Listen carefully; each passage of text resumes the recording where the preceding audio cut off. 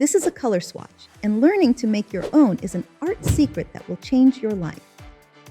Swatches are color samples. Pre-made swatches are printed on pencils, the caps of markers, the packaging they came in, etc. They are supposed to show you the exact color you are going to see on your paper. But here's the problem. What if the sample color doesn't match the actual color? What if what you thought was the perfect color looks completely different when you use it? I've tested lots of actual colors against pre-made swatches, and I've found that often they don't match. And that's why I make my own swatches and why you should be making your own swatches too. It's easy to do, and in this video, I'll show you how in 3 simple steps. Be sure to stick around to the end because I've got a surprise for you.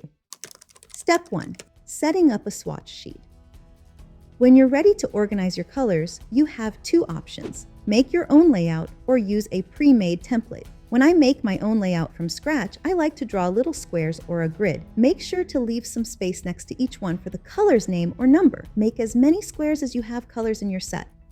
In my opinion, though, it's easier to grab a pre-made template. You can find these in books or you can download and print them from the internet. There are lots of different types to choose from. Oh, and if you like to color printable coloring pages, try to use the same type of paper as you use for your coloring pages. That way, you'll see the colors exactly as they'll be on your coloring page. Once you have your sheet ready to go, don't forget to write the name of the brand and set somewhere on the paper. By the way, if you're enjoying my content, don't forget to hit that subscribe button so you won't miss any of my future videos. Step 2. Get organized. Grab your pens, pencils, markers, or whatever you'll be swatching. Now, you get to be the boss and decide how to arrange them. If your colors have numbers, you can line them up in numerical order.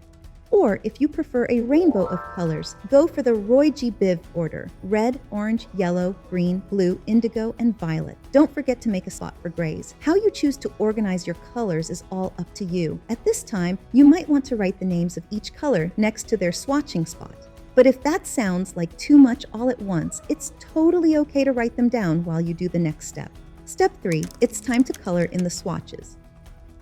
When you're testing your colors, start with gentle pressure to make a very light color on one side. Then, as you go across the swatch, press a bit harder until you get the deepest color on the other side. Repeat this for every color in your set. When you're done, keep your swatches in a safe place away from the bright sunlight. I like to keep mine in a binder with my art supplies. Creating swatches might take a little time, but here's the cool part. Once you finish, you won't have to do it again as long as you have these colors. Anytime you want to see exactly what a color looks like, just grab your swatch sheet. It's your own color reference library. And that's it. If you've made it this far, here's my surprise for you. I created a swatch template that you can print out on your own. It's on my coloring page website. The link is in the info section below. Good luck with your color swatches, and keep making the world a more colorful place.